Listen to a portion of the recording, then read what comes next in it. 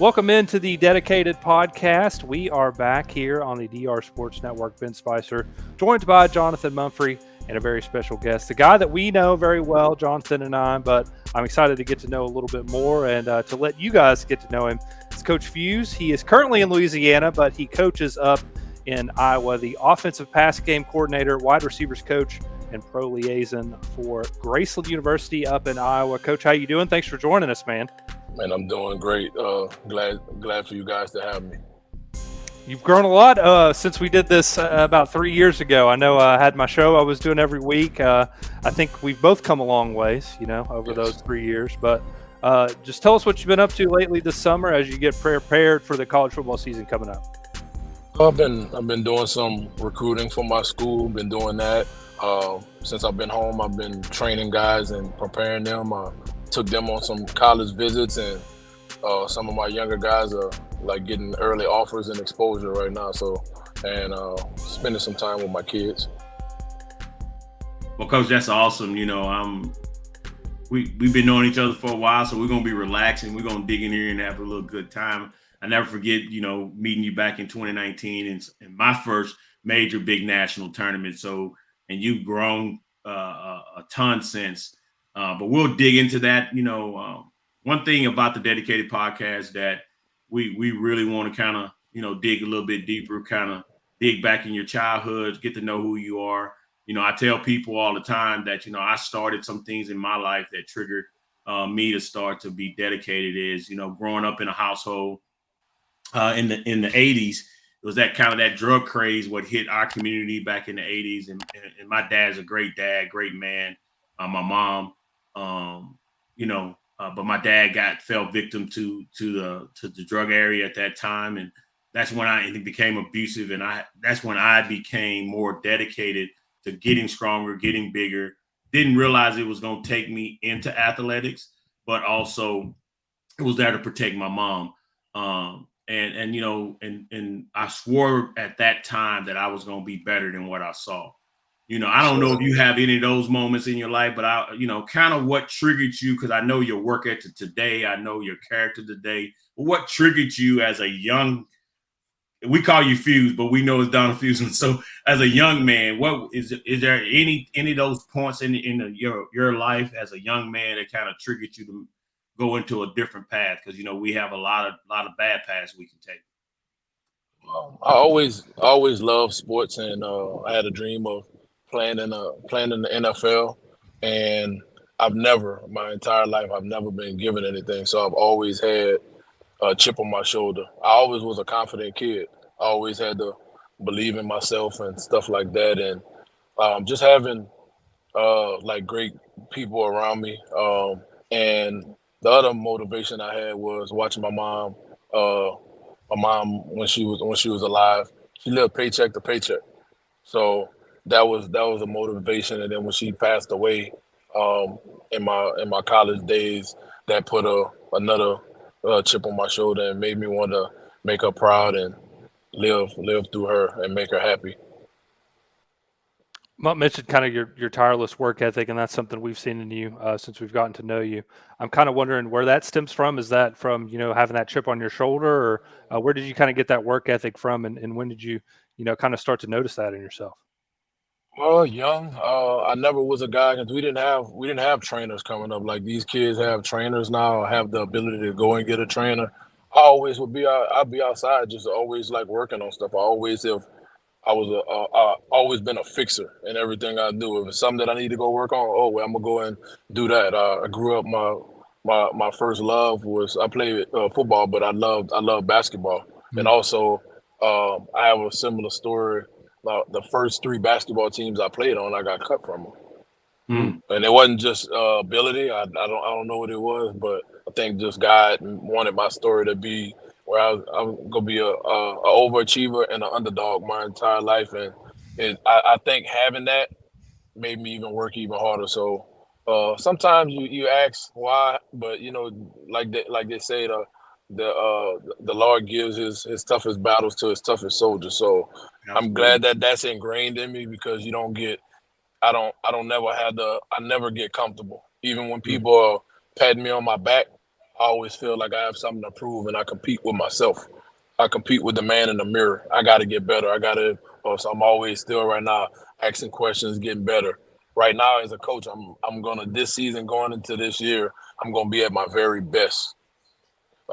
Just always gotta prove something. Just continue just to grind. Just I gotta outwork. I gotta be willing to do things that other people aren't willing to do. So that's just always been ingrained in me. I can't really say specifically where it comes from, but I know I had this since a child. What's in champion is the ability to compete with yourself and to continue to fight. And it's really not anyone else, it's really yourself. So tell us, how did you take that into, tell us a little bit about your high school career. Because if you're fighting and you're putting that work in as a dog, I know you was able to definitely, put some numbers on it. Or was you like always had somebody trying to hold you back? Kind of tell us a little bit about that journey. So coming out of middle school, I went to Acadiana High School. And Acadiana, if you know Acadiana High School in Lafayette, Louisiana, Acadiana has a lot of tradition, but they run a split back veer. So Mm-hmm. you're not gonna get a lot of opportunities, but a lot of time my failures helped me to grow from it. One of the most embarrassing things that ever happened, I finally got an opportunity. A lot of when you play in veer, you get 1-on-1. I remember in a freshman game, um, they threw me a fade ball and I dropped it. It was the most embarrassing thing ever. And my teammates, they gave it to me. A lot of them were my Yeah. they were my friends. People that's closer to you can get under your skin really Yeah. well because they know Yeah. personal things about you, and that just something that stuck with me. And I know I'm better than that, but it helped me grow. So then at the end of my sophomore year, I moved with my aunt because my mom was having like mental breakdowns and stuff like that. So I Yes. moved with my aunt, got a hardship, and transferred to Westgate High School. And when I transferred to Westgate, I actually was going to just play basketball, but then Mm. the head coach at the time talked to me and got me to go out there. And I remember my teammates. It was actually my birthday going into going into my junior year. My birthday, August 10th. I remember I didn't get the respect of my teammates till I remember in practice I ran a slant route and my quarterback like threw it behind me, and it was nothing that I like really practiced for. I just reached back and caught the ball and just made like tough made a tough play. And I remember just like garnering the respect of my teammates, and that's the best way. Somebody, you got vocal leaders, but going out there and Mhm. doing it by example and making plays. I never was afraid of going across the middle and stuff like that. I didn't have this decorated high school career where I had 1,000 yards. Now my senior year, the first 3 weeks I was leading the state in receiving, and Mm. then I didn't really like we at the time we was running the I formation, so the only time we really like got in the spread was like in a 2-minute offense. A lot of guys weren't really running spread back then. Mhm. Growing up, like Evangel threw the ball a lot, but majority of the teams it was in the 90s and 2000s they was running that rock. Right. So I just tried to make the best of my opportunities, but I wasn't going to let stats or anything determine where I was going. You know where you want to go, and you just grind it out. Like you don't let nothing stop you. Um, You mentioned having that conversation when you first moved to Westgate with your coach. I'm kind of curious how that went because that ended up being a life-changing conversation at the end of the day for you. So what did he kind of tell you that kind of made you want to go out and end up playing football? I never lost the love for it, or anything like that. I don't remember exactly what the conversation was. It was my high school head coach, Craig Brody, was my head coach at the time. I just remember being in the counselor's office and when he mentioned about me playing football, um, it became a no brainer. Like it wasn't something that I had to think about or anything. I did it. I know I still love the game. All football players think they're great basketball players, and all basketball players think they can play football. Yeah. So I think that is I think that's the typical athlete. All of us was a two sport or played three sports in high school. Would you say as you what was the next step after that? Did you what college did you go to? Kind of tell us about that transition because not having big numbers. Uh, I remember when I played in the very in the 80s and the early 90s and 90, that's all we did was run ISO right, ISO left, pitch left, pitch right. That was no passing. We might have threw one pass the whole year. Quarterback So, couldn't even. So, kind of tell us, how was that journey? Because I know that so was a challenge. no offers, nothing. Mm. But I wound up being. I remember my senior year, we played Cecilia High School. We knocked them off. They're the number 10 team in the state, and I won. I had the game winning touchdown versus them. So no, I didn't get recruited or anything. But so I wanted to go to Southern. I wanted to go Mhm. to Southern, so I sent in my application to admissions, and I just felt like they were playing around, and nothing was happening. I didn't get my acceptance letter or anything. So it's 2 weeks before the fall 2002, fall 2002 semester is about to start for college. I graduated at 17. So I sent in an application admissions to Nicholls State University. It was open admissions. A week later, I got my acceptance letter. My mom drove me up there, and I got it. I got it out the mud. Had me a Wow. styrofoam ice chest filled up with ramen noodles, and learned how to. I always knew how to survive. I Yeah. always knew how to survive. So I remember going to talk to the coaches. And Nichols actually ran a triple option at the time. They were running a triple option at the time. Mickey Joseph, who's actually currently the head coach uh, at the time, he was working back there. But it was something that I needed. I needed to go get some insurance if I was going to try to walk on. But I didn't have it. I didn't have the insurance, so I was at school. I was just playing intramurals. So playing intramural basketball. I remember we went down to McNeese and won the 6 feet and under state championship. Everybody that wins the championship at their school, they'll have there's a tournament and it'll be at a certain university inside Louisiana you'll go to. That year it was at UL Lafayette and we won the 6 feet and under state championship. Like all the schools or had they uh top two teams, intramural teams go and play in that. And then I was playing flag football. I was out there dominating on the flag football field. I remember not lying, playing free safety. I had 33 interceptions in one season. I was getting Wow. like 3 interceptions a game, just out there. There was but the crazy thing about that, there were so many guys that weren't on the actual football team that were really good football players that could play. That was D1 talent at the time we were there. So uh, went to Nichols and school was always kind of easy for me. In high school, I had a 3.3 GPA. When I got to college, I had bad study habits. I was a real bad procrastinator. Now I work well under pressure, but that's not always ideal. Right. That's not a good idea.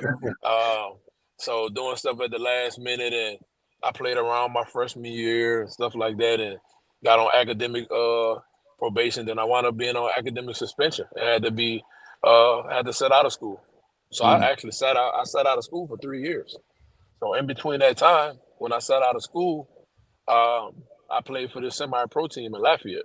At the Mm. time, the first year they were the Lafayette Hurricanes, and then the second year they became the Louisiana Hurricanes. So then I played in this All-Star game in Houston at Pearland High School.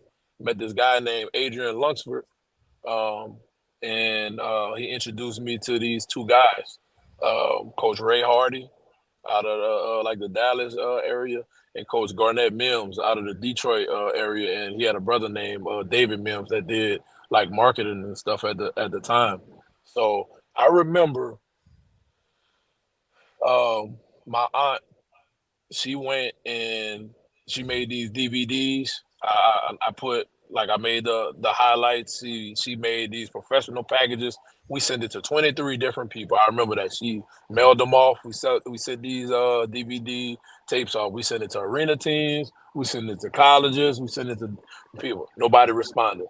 So I met Mm. Coach Ray Coach Ray has this company called Chosen One Sports.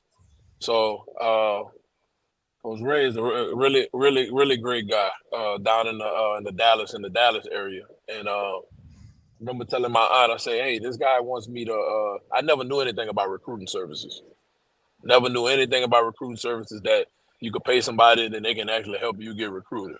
So he told me, he said, hey, I need you to wire me $300 through MoneyGram through Walmart.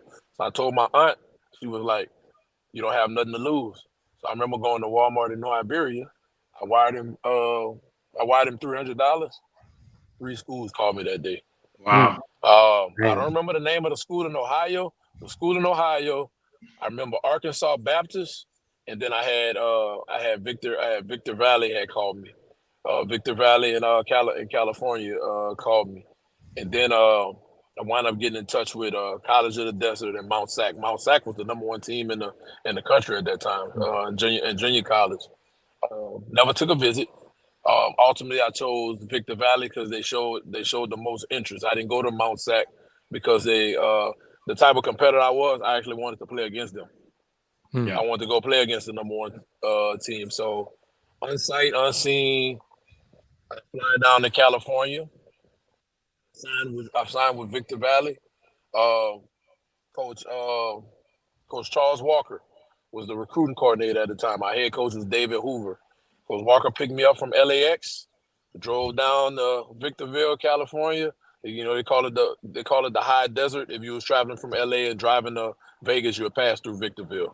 So wasn't no grass out there. It was just uh, see Cactus, a lot huh? of dust and stuff like Yeah, that. yeah. Yeah, so I go the house I was staying at. It was like 5 or 6 dudes staying in the house. Hmm. So I dropped my bag off. Coach bring me to the coach's office. Met Coach Hoover. I'm on the practice field working out. Now, listen. I'm getting my college opportunity. I graduated in 2002 at Yeah, 17 years old. I didn't get my college opportunity to 2009. I that's don't think crazy. Mumford even know this story. No, I Yeah. don't know it. Yes, I didn't get my college opportunity to Wow. 2009. Wow. That's 7 years. Hmm. Now, I stayed active during that time. You know what I'm saying? I didn't Right. just fall off. I stayed active, but I didn't play tackle football or anything like that. So I'm on the field. I'm a 24-year-old freshman. Mm. 24-year-old freshman. So I'm out there working out. Guys, we was out there working out because guys would come in during the summer at different times. I remember guys laughing, out there working out, but I was about my business. I was coming here to take care of my business, and I'm an older guy. You out there with 17, 18-year-olds, you know what I'm saying? So going through, season comes, I go out there, tear it up. I made our first team all conference. 19 yards a catch. You know, I had seven touchdowns. I want to say I had like 636 yards, but I made first team all conference, and just grinded it out. And I just had a goal of making it to the NFL or the CFL. So a lot of people don't know about the clock rule. So once you enroll full time, whether you play or not, your clock starts. Mm-hmm. Hmm. So all the semesters I spent at Nichols and Oh that man. all counted against me. So what happened was Wow. I had 2 full-time semesters left to play. Mm-hmm. So I remember Arizona State coming, TSU, Arizona State, TSU, Utah State. There was another school that was an orange and black school. I can't think of them right now. Tuskegee. And I remember I had dreads at the time, and I remember Texas Southern and uh, what's the uh, what's the purple and gold D2 school that's in Alabama? That HBCU, mom.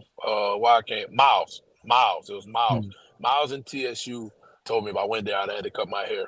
And so the Hmm. coaches was telling me, they was talking to me about like going into corporate America and stuff like that.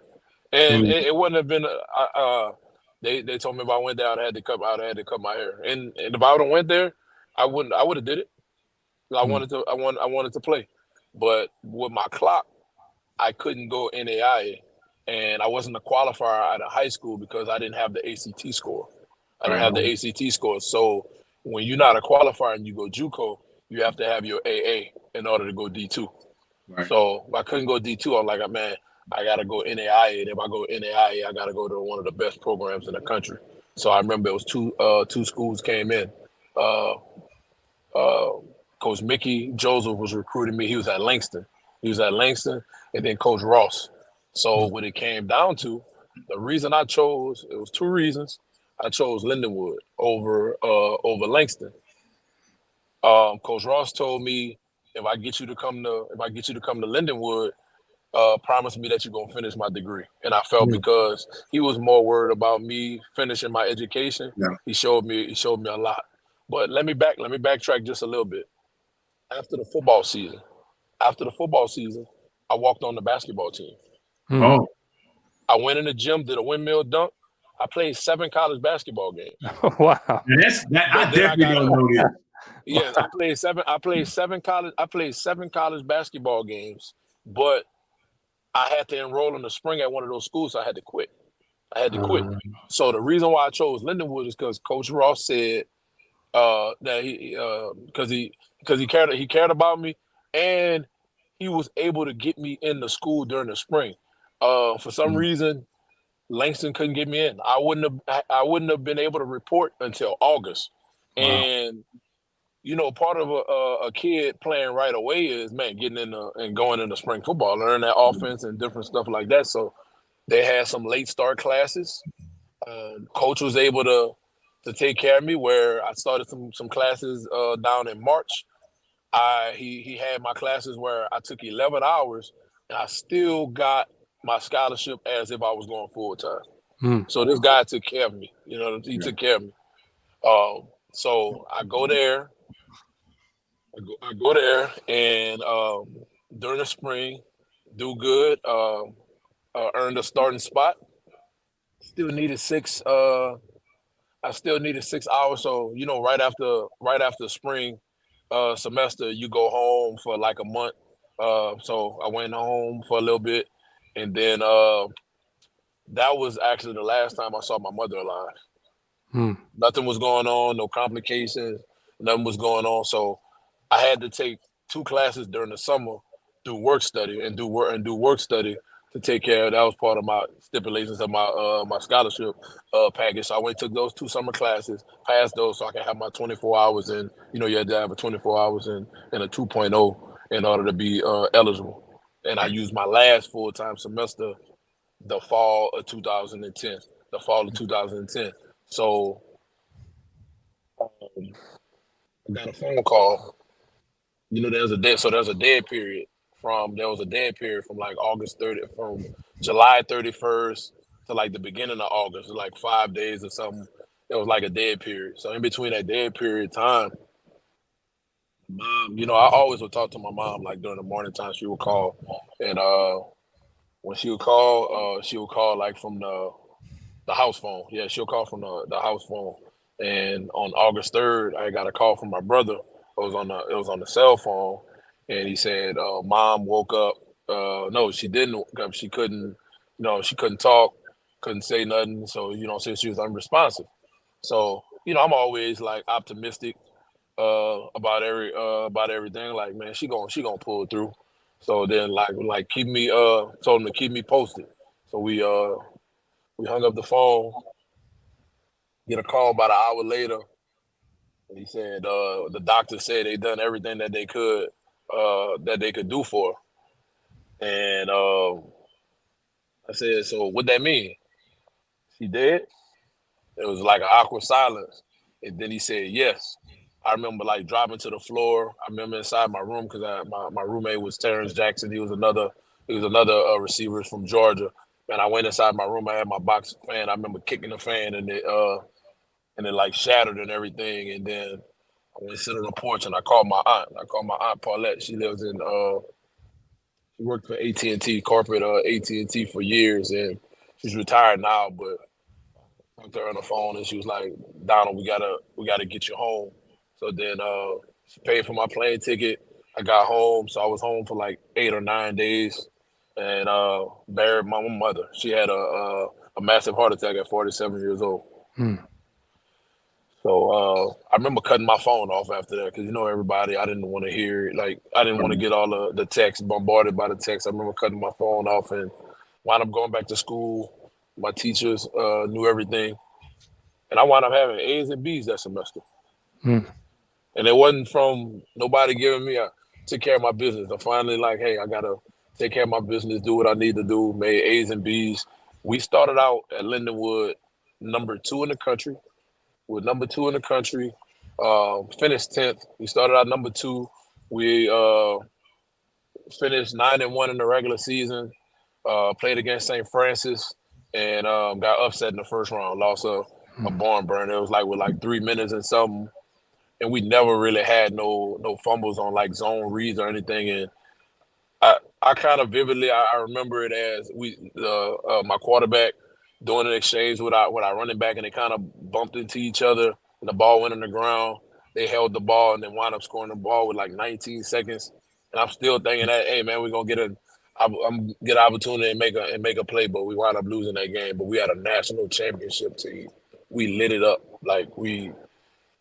And it's one of those things, when you don't get it done, you live with those things the rest of your life. But I know we were the best. We were the best team in the country, and my coach had just came from losing the national championship. Know who he lost to? Yeah. The coach that was at Washington is at Bama right now, Kellen DeBoer. Oh, Wow. He was at Sioux Falls. He was at Sioux Falls at the time. Yeah, man. that guy was he was coaching NAIA ball, and he's at Power 5 Huh. now. But Wow. Coach Ross, every place he went, my head coach, he's won. He's just a winner. Just know how to get guys to do what they need to do.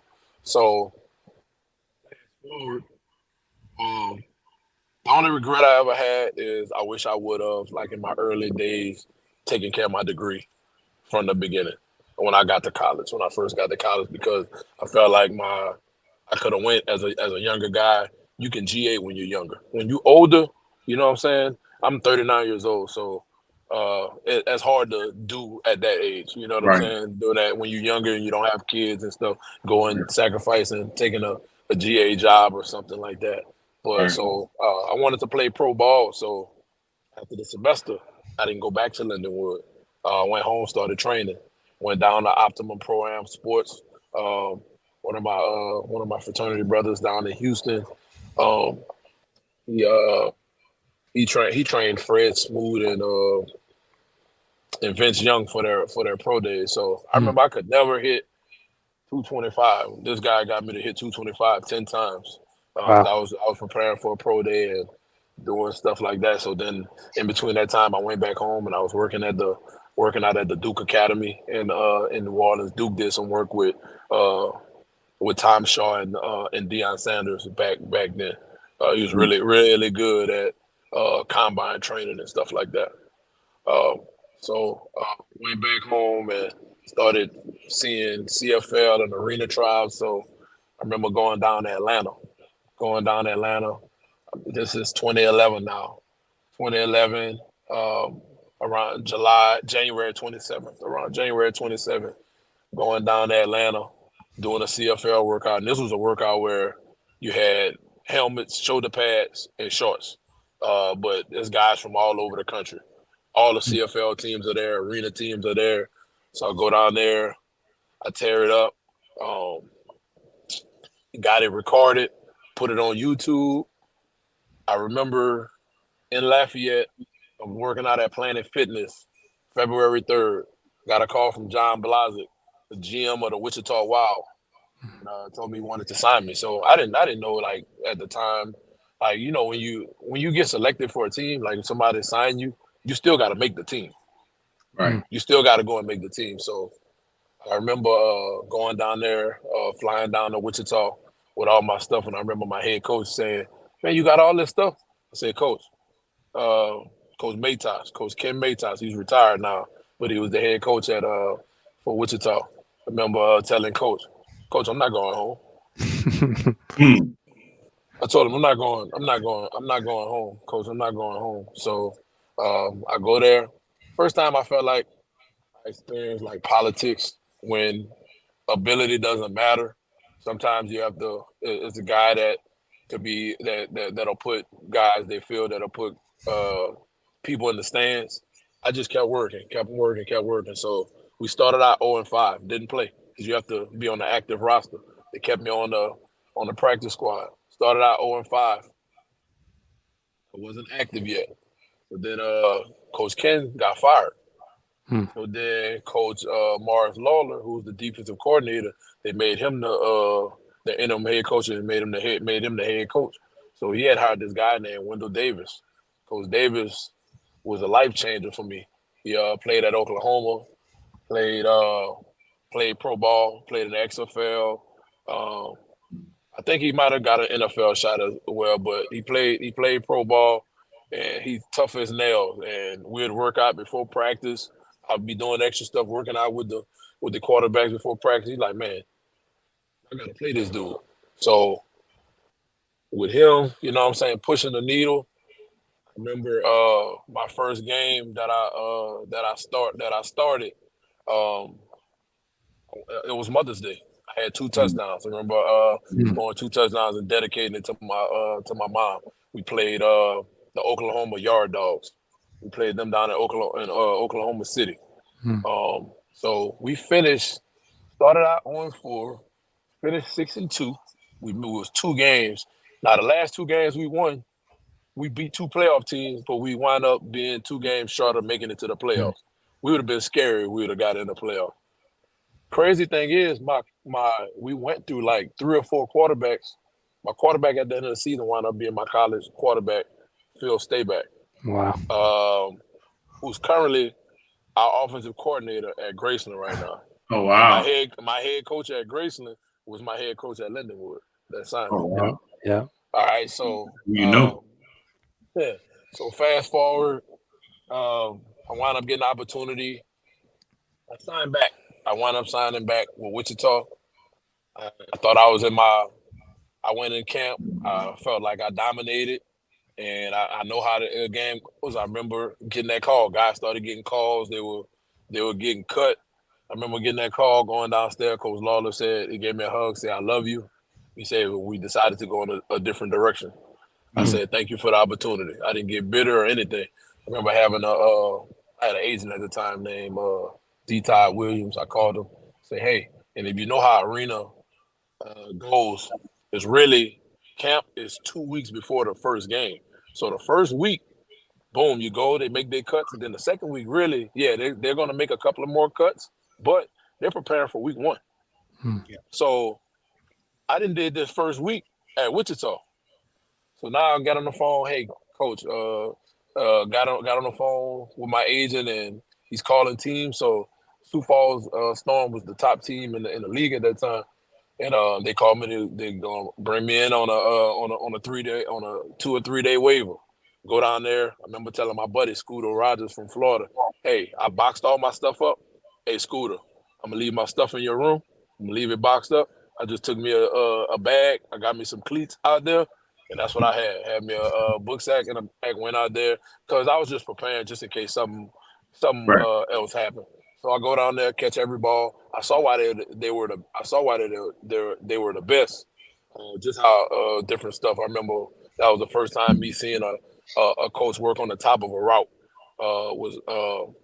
Was the head coach at the time at Sioux Falls, and remember he brought me in and he said, "Hey, there was nothing I wouldn't do to sign you. It's nothing you did. It's just a numbers game." He said, "If you need a reference, blah blah blah, hey, I'll be there." So now, hey, I've been cut from two teams in less than a week. So Right. now I called the GM of the hotel we were staying at. So Wichita had a contract with the Clarion Hotel. So that's where the players stayed at. That's where they so I called the GM at the time, Mike. I said, hey, Mike, until I get this stuff situated, my whole goal was I wasn't going home. Most guys would have left and went home. I wasn't going home. So I called Mike. I said, hey, Mike, do you mind provide me with a room just until I get things situated? He said, "Cool." Put me up in a room. I remember one of my teammates that I confided in. I remember him telling the GM, calling Wichita like, "Hey, he's staying in the room, blah blah blah." This is something that I got Wow. situated with the GM myself, that type of stuff is what I went through. That like grown men doing stuff like that. So I go down, get on the computer. I go back to Wichita. I'm in the room, get on the computer. I say I'm gonna humble myself. I'll play anywhere. I just need an opportunity. So I started finding arena coaches that had Facebook pages, and I'm sending out, you know what I'm saying, asking for opportunities. And I remember Coach Burnside responded to me. Coach Burnside, they were starting a new league in Fort Myers, Florida, the UIFL. They were starting a league. I remember they had a guy that they had just brought in, but and he told me, he said, just hold on for a little bit. At first, he was like, man, hey, come down. Then he told me, like, hey, just hold on for a minute, try to get everything situated. Because normally what happens when you get cut from these teams, so you pay for yourself to get out there, you pay for yourself to get home, and normally you get like 2 or 3 days they give you, and then you got to go. But in Florida, the situation wasn't like that. When those guys were getting cut, they still was at the microtel. They still was staying at the microtel because You said they get microtel? home. Yeah. At the time at the microtel, this is 2012. So at Yeah. the time the microtel, and the microtel wasn't that microtel wasn't it wasn't bad. It was still fairly kind of new at the time. It Yeah. wasn't bad. We'll get like food vouchers and stuff. But some guys were still, so you got sometimes 4 or 5 guys in a hotel room, staying in a hotel, trying to get it out they, you know what I'm saying, trying to get it out they live. So coach finally said, hey, come down, we're gonna work it out. Wow. So I got in there, man. I'm sleeping on the floor in the hotel room for a month. So, but they got a game next Saturday, so it's like Sunday right now. But I got to make the team. It's me and this guy that just got cut. This big 6'4" receiver named Rod. He just got cut from the big arena league. So I get out there Sunday, killing all during the week. So Thursday come, NFL conditioning test. Gotta go run this. Gotta go run this shuttle. Gotta go run this shuttle. And the shuttle, you gotta complete 2. Once you finish one, you got like a 3-minute break and gotta go finish. Wow. I passed my conditioning test. That's how I made the team. Rod didn't pass his conditioning. Wow. Rod got cut, but Rod got signed to the team that we were playing that Saturday. Wow. The Mississippi Mudbugs. I led the league in touchdowns that year. Wow. First game, 5 catches, 4 touchdowns. 35 touchdowns. 32 on offense, 3 on defense. The last 5 games, I started on both sides of the ball, had 5 interceptions. Took 2 to the house. I had left in the middle of the season, not in the middle of the season, but during the season, I got a call to go to a private. I had to go to a CFL workout in California. So I went down and worked out at the CFL. General manager called and said, hey, we got some injuries, blah, blah, blah. Hey, we're going to need you to play both ways. So from that point on, I started on both sides of the ball. But that's how Arena League used to be back in the day. It was all Iron Man. It wasn't no everybody played both ways, and then it became they had positions. And it was rare that guys were playing both ways. So I went down there and did my thing. And then we went to the championship that year. We lost one game. We were undefeated and lost in the championship. We lost to the Cincinnati Commandos. They had won like 3 championships in a row. And I made first team all conference. Me, my quarterback, and my other wide receiver, Carlos Singleton, he played at Memphis. He's 6'8" wide receiver. So then I was going back to the IFL. The coach that beat us, Coach Back, he signed me because in the championship game, man, I remember having a game of my life, and then we lost. And the crazy thing how it happened was their quarterback got hurt. He was this big guy that could throw. He got hurt. So one of their top receivers, Nez, was like a dual threat guy. Went play quarterback. That dude killed us on third down. When it was like big third downs, he was able to scramble and got some big first downs, and they won the game. They were nice, man. And I remember, hey, the coaches was talking noise to me. I came like I'm coming right back and score a touchdown. So you played a game of your life and still, like, I had 9 catches, 3 touchdowns, 120 yards, and we lost the championship game. So it just put another chip on my shoulder. Wound up going, and Coach back cut me. Went to camp with the Allen Wranglers, got cut. Wow. So I knew I could always go back. So I went down to Boston, worked out a little bit, and then went back to Florida. This time we lost a game in the regular season. We wound up winning the championship. I actually caught the game winning touchdown with like I want to say it was about 10 minutes left in the game, but it wound up being the game winning touchdown. So I won a championship with them. Then I wound up getting an opportunity. This was crazy. I had worked out. I did a workout for the Cleveland Gladiators, so I'm about to get an opportunity to go play in the big arena league. So He's a big arena. the big arena league. So I started looking for teams. At the end of the season, I started looking for teams that were actually doing bad. So I can go and sign with, you know what I'm saying, give me an Right. opportunity. So the following year I can go play in the AFL. They were playing on ESPN at the time. Mm-hmm. So that's big time, man. You get an opportunity to go play on ESPN. So they had a 3-day waiver, so they had some injuries going on. So I worked out for two teams. Coach Matos, the one that got fired from Wichita when he went 0-5, he was the special teams coach for the Orlando Predators. And it was crazy because I had just left Florida, came home. As soon as I got to the house in New Iberia, I get a call. Hey man, we want you to come and work out, but it was for, you know what I'm saying, for future references. Hey, we want to go out there. And I remember a guy getting cut from the Steelers, and it was like, man, we couldn't even tell the difference between y'all two, like the Pittsburgh Steelers, the NFL team. But I was hungry, you know what I mean? I was hungry.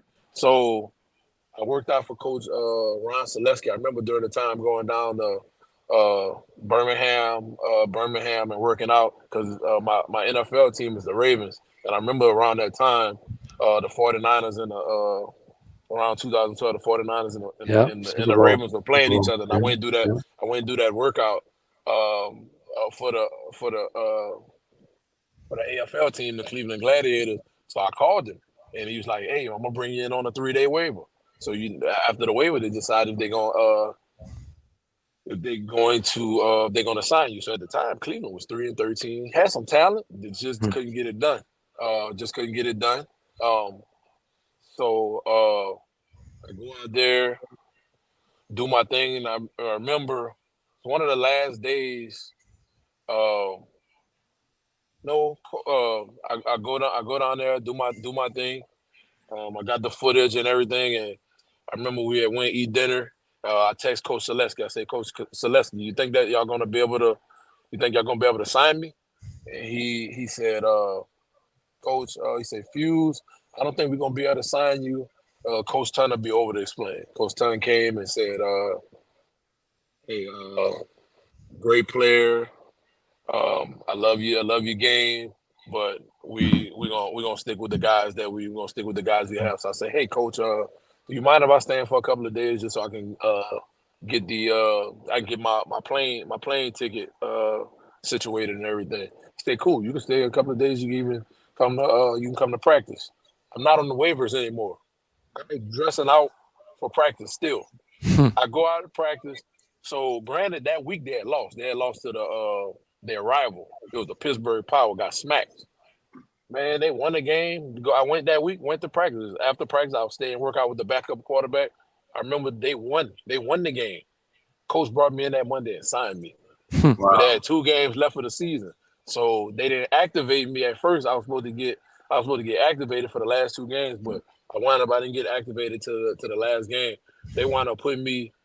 I never played linebacker a day in my life. And jack linebacker in the arena league, you got to stay at 5 yards, and you can only move lateral until the ball is thrown. The ball is thrown in the air. But I wound up that week. I was playing defensive back, going against the first team DBs, and at Jack I caught a pick, and then I was playing DB and picked off the top one of our top wideouts, picking him up. And they like, man, we're gonna start him at Jack this week. We're gonna start him at Jack, and we're gonna rotate him in at receiver. So they had a plan to rotate me in at wideout, and I played on the kickoff team. So I said, hey, I'm gonna be the first one down here to make every tackle. We went down to play against the Utah Blaze. They played where the Jazz played at.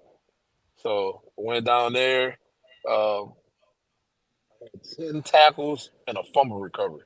Wow. I never got in the. We wound up losing the game right at the end, but Had Man. 10 tackles and a fumble recovery. Never played linebacker a day in my life. But it was all will, like you're a Yeah. football player. So you play wherever. So yeah, crazy story, huh? But after that, I remember I felt like I did everything that I could to make it to the NFL and the CFL. It's 2013 now, and it took me a while. Seasons finished January 31st, no, July 31st, and I remember going down to New Orleans and watching the arena football, the championship. They had played the championship in New Orleans that year. I went and watched it, and it took me a while to get a job. I didn't get a job in the off season, go and get a job. It took me a while to get a job, so I was like, man, I did everything I can. It took me a while to get a job. I didn't get a job until October, so I said, hey, I'm not even going. I'm gonna hang it up. I'm not playing anymore. Hmm. So I took a job at Hibbett Sports. I was assistant manager. I'm Wow. selling shoes. I'm selling shoes now. So I'm selling shoes. And January hit, and got a phone call. Dylan Sanders. Dylan, he recently he was at Utah State, and then he was at Murray State. He was at Murray State recently, but they just made some staff changes, and I'm not sure where he's currently at right now. But at the time, he was over personnel for the Colorado Ice in the IFL. So he they said the first couple of days at camp they needed somebody. They needed somebody that could beat man coverage. Period. First couple of days they were playing off man. Guys were doing their thing. Then when they got in them guys' faces, he started seeing some struggles. So Hmm. they wanted to bring it. They weren't confident, so they brought in some guys. So he's like, "Hey, go get the best man guy." So he sent him my tape. He showed Coach O'Neal my tape, and I remember the conversation. Him telling me like he said, "Man, you think we're gonna better get this guy?" He's like, "Man, we ain't gonna." Coach said, He told him, "You're not gonna better get this guy." Dylan was like, "Man, I think we can pull it off." So he talked to me. I remember going and talk to my manager. Hey, I got an opportunity to go play ball. I'm going, and I remember jump roping and going run long distance and stuff to try to get myself prepared because everybody always I had never been to Denver before, but we always hear about the Yeah. altitude. Yeah. We always hear about the altitude. Uh-huh. Coming out of I had a Louisiana. couple of I kind of had a couple of days before 2 or 3 days before we had to work out when I flew down there. So what I did was it was snowing. When I got there, man, I went run. I said, man, I got to get myself adjusted. I'm gonna go. Hey, I'm gonna go run in this. And when I went there, did my thing, and we wound up having a preseason game. I got one opportunity. I'm gonna have Hmm. to show it to y'all. Everybody know who Lynn Swan is, who make the, Yeah. the the Yeah. crazy Yeah. diving catches. So I remember my quarterback throwing at a fade. Had a fade. I was stationary. I wasn't going in high motion. I was stationary guy, and I had a go ball. And my quarterback Willie Copeland, when I ran, the DB was on the inside of me because he turned and ran. I'm on the outside of him. The ball was thrown to the inside. And I remember that dude, I guess that dude thought, hey, man, I'm about to make an interception. Man, I went over his head and took the ball. He didn't even touch the ball. He didn't Wow. even touch the ball. I'm about to send you the video of that. It's crazy though. Went over and caught that. It was like, but it was watching Lynn Swan. It was one of them catches like Lynn Swan would do. Wow. Lynn Swan did ballerina and stuff, so he was like nimble, man, and Yeah. Yeah. like Yeah. jumping off. So I remember jumping off of one leg and making one of them crazy catches. And I remember Coach brought me in and he said, ultimately it came down. You got that opportunity, you made that play, and then went there, got signed, and we had this rookie. It was his name was JJ. He coached basketball now, somewhere in Texas. One of my good friends. I've never been that guy. If I was an older guy, I always shared knowledge with the other guys, even if I was competing for the same spot. So it came a point of the season where coach wanted to start JJ. So after practice, I was like, "Hey, coach, I think you this week. I think you're making a wrong decision." And it's crazy how stuff happens. But I always shared knowledge with him. We had a good relationship. Never was no turmoil. Something happened where JJ, I believe, is either his grandfather got sick or his grandfather died. He had to go home. He had to go home and had to miss a game. And we were playing the Green Bay Blizzard. I remember Willie brought me to Walmart. We went to his house to go watch film. Went and watched film. On them was just me and him. I woke up the next morning. I kid you, I can't make this up. I woke up the next morning. I posted a picture. I took a selfie, posted a picture, and said, I'm feeling like 5 touchdowns today. Hmm. I scored 5 touchdowns in that game. Wow. We won that game against Green Bay. It was great. It was a barn burner. I actually had an opportunity. To score a 6-1, but man, we kind of missed the connection. It wasn't a drop or anything, but it was just kind of. I ain't gonna blame him and say like it was off target because I think I could catch any ball, but I would have at the time I tied the IFL record. Hmm. It's since then been broken. And it probably been since then. I remember James Terry having 6 touchdowns, but at the time I tied it. In 2014, I had 5 touchdowns in one game. So that was amazing. That was amazing time, and we wound up getting to the semifinals. We were playing the Tri Cities Fever, and I had an ankle and Achilles injury Hmm. that game. And I remember like heavily taking it, and I remember coach giving me some pain medicine, my receiver coach, and he was like, "Man, if anything, anybody I know Coach O'Neal didn't think that I was gonna be able to play. He was like, he kind of, I think he kind of like ruled me out, but my receiver coach was like, hey, if Fuse could limp out there, he's playing. He's gonna be the best option for us. So man, I took that. I I took that pill and got my. I wasn't 100% like at all. I wasn't myself, but I was able to make some. I was able functional to make some. I was able to make some plays even with a hurt Achilles and hurt ankle, but I was nowhere near 100% at all. But um, that was some adversity, and that was good. And we wound up getting upset, and it wasn't really because that team was one of the top teams. The Nebraska Danger, they were really good. They were very talented. Had the left-handed guy Sewell that played for Virginia back in the day. They were Hmm. nice. They were loaded. The Nebraska was nice. But we lost to them in the semifinals after we had beat them twice in the regular season, and we lost to them in the semifinals, and everybody knew. They knew. And I think we didn't have a great game up front. Uh, Everybody kind of knew, and I think we just thought that they was just gonna lay down because we beat them twice, and they had a championship caliber team, and we wanted to play Sioux Falls. We had lost to Sioux Falls. We wanted them bad. So I think as a whole, I think we overlooked them. I Mhm. think that's what happened. We overlooked them and had the worst game of our, you know what I'm saying? Like had the worst game up front, and the D line kicked their butts, but we lost. We lost.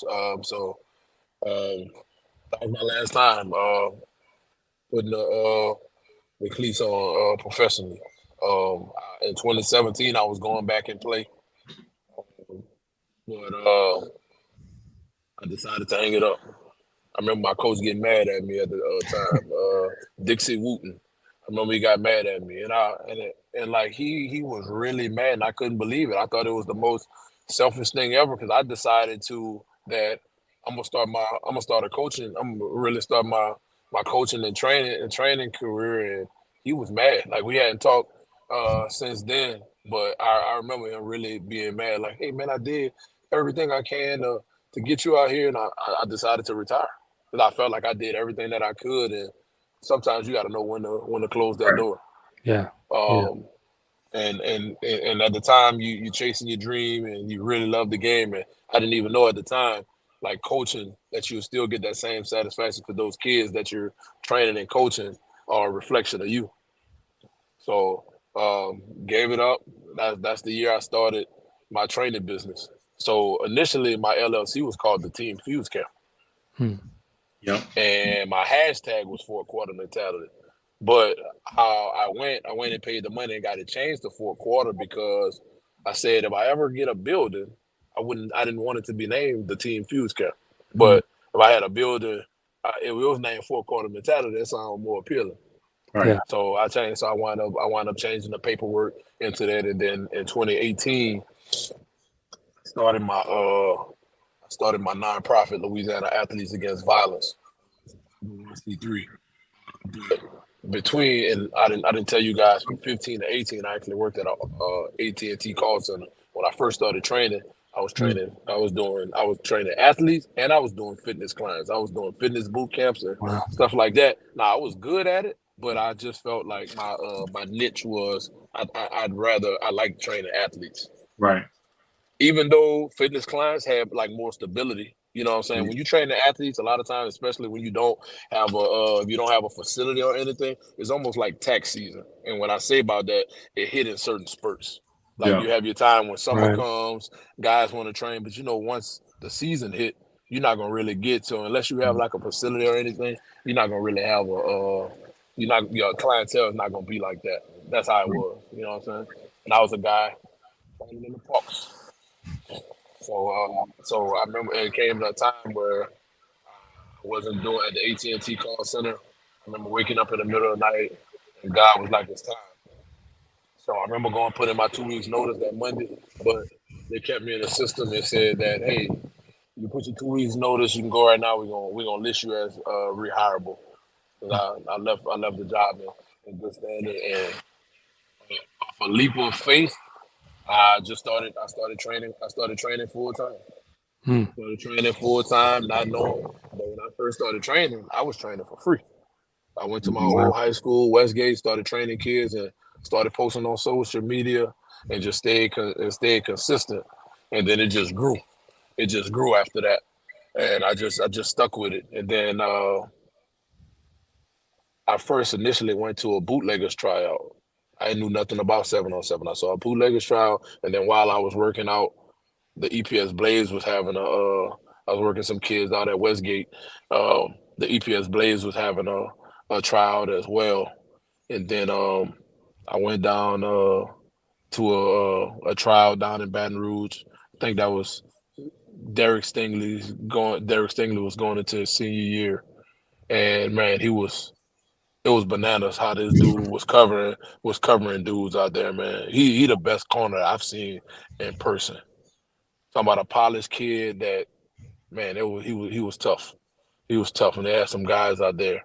So then that was the first year that 15U was in existence um, in Louisiana, and we had 3 teams at the time. I had my team down in Lafayette. Coach Sean Preston had his team down in the St. James and Vacherie area with his son Shaz, who wound up being the #1 receiver in class of 2022. And then they had this guy, one of my good friends named Ralph Walker, out of the Zax Mhm. area. He had the bootleggers team down there with Eli hosting. He's at Pitt now. Started out at Bama, but he's at Pitt, and they had talent. So.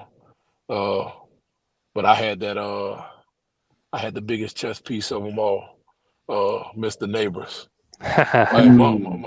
Mumford got to see him early that first tournament. So at the time, bootleggers they were only playing in like pylon tournaments. So I had to find like other. I'm just starting off. We had to fundraise and stuff like that. So uh, I'm like, I gotta find some other. I want to find some other circuits to go play on. So I remember they had that was national 7v7s That's at the the time. 77. You're right. That and they had the True Buzz during April that year. Yeah. You had the True Buzz tournament, and I Yes. remember at the time they did not let 15U teams go on visits to schools. Hmm. I remember calling the people up there. I was like, "Hey, I got some kids from Louisiana. I know y'all don't let 15U teams go. They allowed us to go to TCU. That was the very first visit. Yeah. So after that, Really, for really me, it became a trend. Every time we went somewhere, if it wasn't a dead period, I was setting up a visit. I Hmm. set up a visit for them to go and just build relationships with college coaches. And then when you get kids that go and have success on the college level, Yeah. that's how they start trusting you. So then I started becoming known as a great talent evaluator. And yeah, Malik Neighbors so terrorized people. He terrorized people, man. so let's dig in right there when you know that transition to when I first met you was at our national 7v7. I don't know if you remember that weekend. It's like God I do. brought It rained. Noah Ark. It was rain, flooding. Yeah. We didn't get through the 2, 3 o'clock in the morning, back up at 7 or 8, and the sun was out like Jesus was just born. We didn't get to play our. I remember we didn't. We didn't get to play our games that day because they got rained out. But it was a blessing. You do the great thing. The Sunday, even though it was bracket play, you gave us one pool play game. Yep. You gave us one pool. You gave us one pool play game, and I respect that. 'Cause I've never seen nobody do that. You know, normally it'll just be bracket play because you need it. You sometimes you need that game. That first game on Sunday is the hardest game. So Yep. we got a pool play game rather than that being a bracket play. You get past that, and yeah, it was great. The next day was beautiful. It was nothing was going on, and They I never remember we like lost. it. We lost the grind in the semifinals. It was Yeah. crazy. Oh, that was a good I game. have that on my. If you go on my YouTube and watch there's a video that I have of Malik from that weekend. Malik Neighbors was in the end zone, and the ref called him out. We would have won that game, made it to that. But grind was tough at that time, bro. Yeah, they had a They big were tight super end. tough. They 15-18 was nasty, man. But Yeah, nah, it we was. it was amazing. That was my first tournament away, and man, I had a great experience, and those kids enjoyed it, so I was good with it. And No, it was fire. 18 kids off my first 15U team played college ball. Wow. That's big. That's big. So tell me this. You know, you did a couple things. You said a couple things there that I want to kind of and we'll tighten down. We'll dig in because I really want to talk about where you are today with your brand. You said you was Team Fuse Camp, but your handle was fourth quarter. I understood the whole gym. You wanted gym to be fourth quarter, but somewhere in there you had a non-violent nonprofit you started. Why did you Yes. start that? What? Because there's a lot to unpack in what we've been talking about. But why did you And, start that? That is very important to know. in 1996, I was 12 years old. My first cousin, Reginald Fusilier, his brother Dexter was my point guard. So I had this crazy. My high school basketball team, two of my first cousins we all started. My Wow. cousin Joseph Polite was the center. Reginald's brother Dexter was my point guard, and I played two guards. Sometimes I came off the bench. But yeah, I had two of my first cousins. Reginald was in Back Manila projects in New Iberia. It was a guy that wasn't even there. Guys were boxing and stuff, and guy left, came back, shot him, bled internally, knocked on his mom's house in the projects, died in her arms. Wow. 16 years old, was murdered. So what prompted me, it was years. I remember one time, man, I put a feeler out there. I was like, man, I want to start a nonprofit. And one day it just can't, it was never no other names. That was something that I had. I had it for like a couple of years. Hey, I want to start a nonprofit. I'm gonna name it Louisiana Athletes Against Violence. So 2018, I started Louisiana Athletes Against Violence because I started noticing, we try to save part of our mission. We trying to save kids from getting out of trouble, and we have a huge gun violence issue in our community. Right. And it's even worse now. Yeah. It's things that I saw that were fights different time in my life. Somebody would get killed if that was nowadays. Right. During those situations. So it's scary, man. And then you have kids growing up and you try to save as many as you can. And sometimes you can't save everybody. Some of them make poor choices. That's all life is about, choices. Right. And learning from mistakes. So yes, I started in 2018. I started Louisiana Athletes Against Violence because of that. So it was a mentor and mentoring and training and training program for youth and at-risk youth. Just try to get kids to. My whole thing is, our generation was different when people disciplined us. We had that belt. They whipped us. We Yeah. listened. You don't be disrespectful. You didn't talk. When grown folks were talking, you didn't talk. You understood. That's what it was.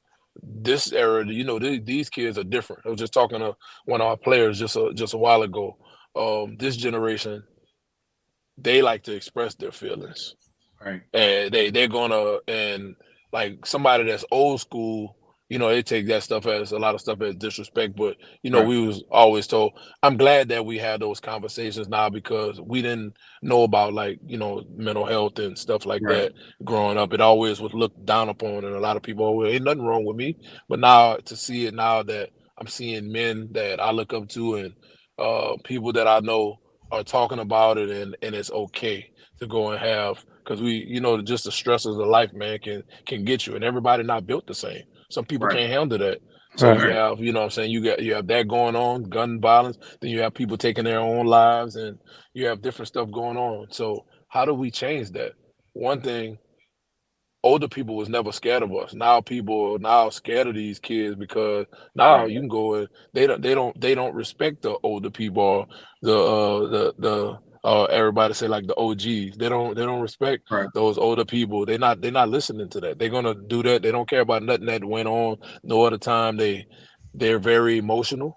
And part of that to me is like guys like fathers have to be present around their kids Yep. and making sure that they're doing and they're still kids with that have their mom and dad and still go left and make other decisions. There's kids Correct. that being raised right because the first thing people used to always say oh, well, they're not being raised right. Well, that's not necessarily true because I've Right. seen it. Right. I've seen it in households of discipline where kids decide some kids rebel just because everything they was always taught to do stuff right. Correct. I don't Mhm. want to be perfect, so it's okay. You know what I'm saying to seek out like help and stuff like that. So that was the whole goal of Louisiana Athletes and just to unite those kids through sports because you can use those. A lot of kids, like even myself, if I didn't have a scholarship, I couldn't afford to go to school. Correct. So you So, taking out loans and parents can't afford that. So not telling them that I tell kids all day, my first thing is I preach education because at some point you got to put that ball in the cleats down. So I preach education and sell them on the education. Every kid can't make it. So right. just being open and honest with them and letting them know that you don't have to be an athlete in order to be successful. There's other avenues. And also too, you don't have to just make it as a player. Everybody think that they can make it. If you're an equipment manager, if you're a scout, if you're a coach, you still made it to the NFL. Correct. Right. If you're equipment manager for any team, you made it to the NFL. You're in that locker Mhm. room with those people. So don't take that as a slight. You still made it. And I think we get caught up as players. And I even see it, and that's always a conversation that I see people, a lot of times people are disrespectful. And I have a respect for guys. They try to disrespect guys that didn't play the game Right. and saying that they can't be. But no, there's a ton of great coaches that didn't play the game because Absolutely. most guys that are players, they Can't think teach like the game. players. They Yep. think like players. So they look at everything like that. And when those other guys, you got to know different. There's other avenues. Not saying that playing experience cannot help you, but that's not the end all be all. Every Right. great player is not a great coach. Yep. Every coach is not relatable, but just understanding what you're dealing with. I still keep my old school, and but then know how to get them. Some kids now, you got to coach them all different. I'm not. I may be able to get on you to push your buttons, but this other kid, he not confident, so I can't. Mhm. You can't just humiliate that kid. I'm gonna make him think that he wide. I'm gonna make him think he Jerry Rice. I wanted to be different than other coaches. I'm tough. I'm gonna fight for him, everything, but I'm going to treat them the same when it comes to, hey, I'm gonna treat you that, hey, I'm gonna try to make those because I don't pride myself on the most talented kids. If I can make those other kids that's at the bottom of the roster better, then that's what I'm gonna do. Yes, you may not be this other kid, but you're gonna be the best version of yourself. I had two Right. kids that couldn't catch that I had last year. I had a guy he came from overseas. Yeah, we had that kid and we had another kid from Cali, could not catch at all, and those kids got better. So that's development. And but what I saw was opposite as a coach. I saw guys when they don't have the ability, well, we're not Yep. gonna put the time into them, or we don't believe in them, and we're not gonna do that. It's your job as a coach to make the kid better. I never blame kids. I never blame. It's always me. If my guys out there dropping balls, it's my fault. That means we're not catching enough passes. It's something we got to do. Either it's mental wise or something. But I don't. I have a different approach when it comes to coaching, and it may not fit, but it fits me. Well, Fizz, Uh, we talked about the fourth quarter mentality program. I remember when you made your transition from the other platform that I met you on, and you guys just won the crown. Uh, how has you building your program in Louisiana, fourth quarter mentality? I know I was along that journey with you. I know it was some challenges. I think now that I've learned a little bit more about your background, I can see the tenacity and fight for you to go as long as 7 years without playing or getting that dream and then go back and doing it. That says a lot about your character, who you are, the way you was raised, and the fight in you. So when I never forget, I was coming out of Georgia when you called me, and we talked about that transition to you to go and build four quarter mentality, which is about the same amount of age. I know you've been having it around, but your own program, DR Sports and four quarter Yeah, mentality is yeah, about the same age, 3 or 4 years. So it's exciting to see our parallel because I mean you're the man, and I mean your organization is one of the largest organization, if not the largest organization in Louisiana, and you guys have done some great things. How does that help you? Not only help the kids in your program, and I know you won the crown, but also how has that helped you in your coaching today to be able to identify talent and take these kids? And you use a key word, and I'm gonna let you answer in development. How has all of that in that time period help you be the coach you are today and to be able to do what you're doing?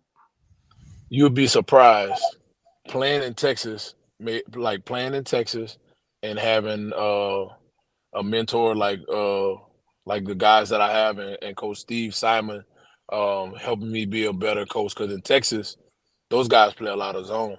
In Louisiana, we get a lot of like we play 7-on-7 guys playing a lot of man. In Texas, they played a lot of zone. So you have to learn, you know what I'm saying? And it made me a better coach. But what 7-on-7 done with me was it helped me to be able to coach an all-star talented team and made them to be able to put their ego to the side and making them all happy because you out there with several Division 1 Power 5 dudes after yeah. a while on some of these teams, and you got to share the ball. So just trying to sometimes coming out, hey, this is what we gonna do. But the good thing is communication, because sometimes I'll go and say, hey, we're gonna let these group of guys, we're gonna let them start. We're gonna start this game. You're not gonna lose a game in pool play. You're not gonna lose a tournament in pool play, and guys lose sight of that sometimes. Yeah. I remember going down to South Florida. We was playing in Battle Miami, and I watched two of the best teams in the country that year. South Florida Express they were top dogs that year, and I watched them and Immortals. They had a rotation of five guys, the Hmm. quarterback, four receivers, and no matter what the situation was, they rotated every series. Wow. Even if the guy they rotated every series and just learning. I'm always like I said, I'm always a fixer. So I'm always the following year. I'm assessing everything. I'm asking for feedback. Hey, what we need to do is fix this because coach is gonna fix it. We're gonna fix it immediately and we're gonna get it done, or we're gonna find a way to get it done. So fixing those things so whenever the new season comes, it's gonna get bigger. You're gonna get a bigger and better product and just continue evolving. Never acting like you're the smartest person in the room, but taking constructive criticism and leaning on people. Because at one time, I was running around when y'all were had 4 games on pool play. I remember I was coaching 20 games, calling the Yeah. plays, but I had to do that at the time because I was going to be fair. Everybody was going to play. It wasn't going to be no politics. It is hard when sometimes if they don't do it exactly how you do it, and then the parents actually expect that out of someone else. And Yep. I'm like, and I try to make them understand this how and everything wordplay and presentation like you're not gonna be the same. So you can't expect something from two different people. Like you're not gonna get the same result. And I just got that from you try to when you get younger coaches, try to coach them up, and it's hard. I know it's hard for like younger coaches sometimes to listen. So I listen to my peers, so now I can actually coach. You got to coach your coaches Right. and doing everything and doing all that administrative stuff in the background. So even though I have never been an actual head coach in football, I know how to run an organization because Hmm. it's almost like Yeah. I'm a general manager doing that. I'm doing Absolutely. all that stuff, still doing my Right. recruiting stuff, and still helping kids outside of the rims. I really don't know how I do it all, but I just think it's my calling. I don't make excuses. I'm gonna get it done. But it's all the, you know what I'm saying, make a better way for my kids. And I really appreciate my two babies. My daughter will be a senior this year. She'll go to Ursuline Academy, 27 ACT, 4.5 GPA. Sanaya, they've been like kind of sacrificial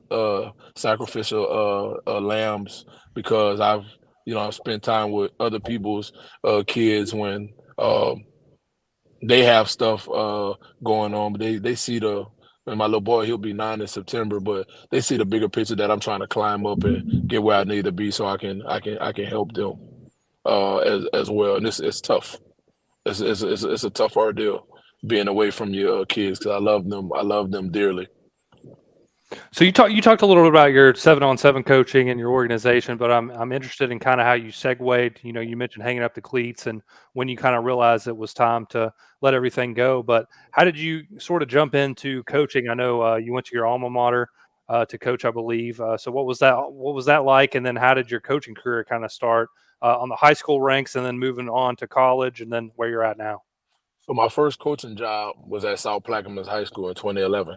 I was working. I was working at this little water plant. It's called Severn. It's called Severn Trent and ST in Beauchene. I mean, not in Belle Chase, Louisiana. Um, you can get to Belle Chase like if you go on the West Bank uh, of Louisiana through New Orleans. But yeah, we fixed broken and leaking like water, like pipes and fire hydrants. We was doing that type of stuff. And then I had a fraternity brother. He's the principal at the time, and got me on. He was like, "Hey, you gonna start out you're gonna be I'm gonna make you a permanent sub. So you're gonna start out, you're gonna do different stuff. So I remember starting out, I was in the library at first. I was at the library and then I'll float every day. They'll just have me in different stuff. I started out, I was in the library doing stuff and just doing working different subjects and stuff like that. So 11 and 12, I was at South Plaquemines. Okay, I was the wide receivers and DB coach. So my next, and I would go coach high school in between the time that I was playing. I was Gotcha. playing Okay. ball. My next job was in 2014. I was the wide receiver coach at uh at Westgate. My very After Westgate, I didn't coach high school ball again till 2019 at Como Wow. High School. That was the team Malik Neighbors is on, Yeah. and then I don't know if you watch Ole Miss this year. Trey Harris. Trey Yeah. Harris was Malik's quarterback. So we Mm. had two NFL dudes on one team. Trey was Malik's quarterback. So Trey Harris, number 9, plays for Ole Miss. Be watching out for him. He'll get drafted next year. Right now he has a first round grade. So Mm. we see how it works out. Um, so had Trey Harris. So every time my coaches always knew like that I wanted to climb. So my coach knew I wanted to be offensive coordinator, Coach Dotson at the time. So he told me, hey, I have to teach offensive line play. So then I've only left a job to get something to get a promotion. So in 2019, I'm at Como. 2020, I took an offensive coordinator job at uh, at St. Martinville High School. So so at the end of the summer of 2019, I called one of my mentors, Coach David Yak Johnson. He's the Mm. running backs coach at Florida State. Coach St. Aug. He coached Leonard Fournette and the Honey Badger. So, quick little story on Coach Dave. His first coaching job was at college coaching job was at Millsaps College, $500. And I want to Mm. say it was like 496, 497. Had to sleep in his car. That was his first college job. He Wow. now coach at he's now the running backs coach at Florida State now. That was his Mhm. first job. So I called him and I said, hey dog, um, I'm tired of struggling. So he gave me this video to go watch, The Laws of Attraction, on YouTube. It's like an hour and 33 minutes. They cut everything off, watch it. I took out a notebook, took notes, everything, did that, and I got back into school because the thing that was stopping me, I was only able to be hired as a CCP coach Mm. because I did not have my degree. So I was not gonna be able to advance unless I got that paper. Right. Got back into school. So I got back to school. The initial school that I got back into Nichols in 2019. 2 years later, May 15th, I got my degree. 10 days later, I got a call, Southern University. So that was my first college job in 2021. Southern. So I went to Southern. My coach at the time, Coach Rollins, um, he was the interim coach at the time, and he's currently the defensive coordinator at Grambling right now. So fast forward, they went in a different direction. They didn't take the interim tag off, and they hired Coach Dooley. But the sacrifice I had made during that time, um, I couldn't I couldn't financially I couldn't do it. So I took a high school job. So I went to Beauchamp High School. My high school teammate, Marcus Lewis, he was the head coach at the time. He played on the 2003 LSU national championship team. So he played at Nichols and LSU. And I go there, and then in the spring of 23, I was at Lafayette Renaissance. I took a offensive coordinator job. There was just it's a fairly new program, really eighth and ninth graders. We were rolling. We wound up tying this high school that been making it to the quarters like the last couple of years, Abbeville, and then Coach Ross called me again. I actually the last time I reached back out to him during that time because I actually turned down Graceland twice before. Hmm. He first tried to get me to go when I first left Southern, and I just couldn't do it at the time. I had to go. I had to go make some money. Um, but after the last time I talked to him, he actually told me, "Hey, I don't.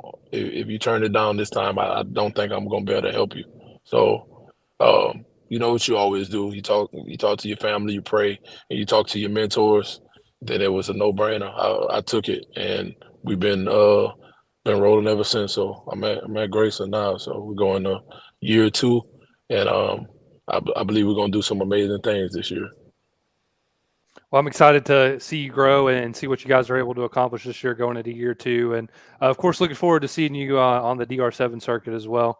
It's been nice getting to know you and to watch your journey over the years. I know Coach Mumphrey knows you a little longer than I do, but it's been cool to watch you go through the ranks, whether it be college, high school, or 7-on-7. So we appreciate you joining us, and big thanks to your time. I know you're busy. You're doing a lot, getting ready to head back to Iowa here in the next week or so. So appreciate you making time for us, and we're looking forward to seeing you coming up this season.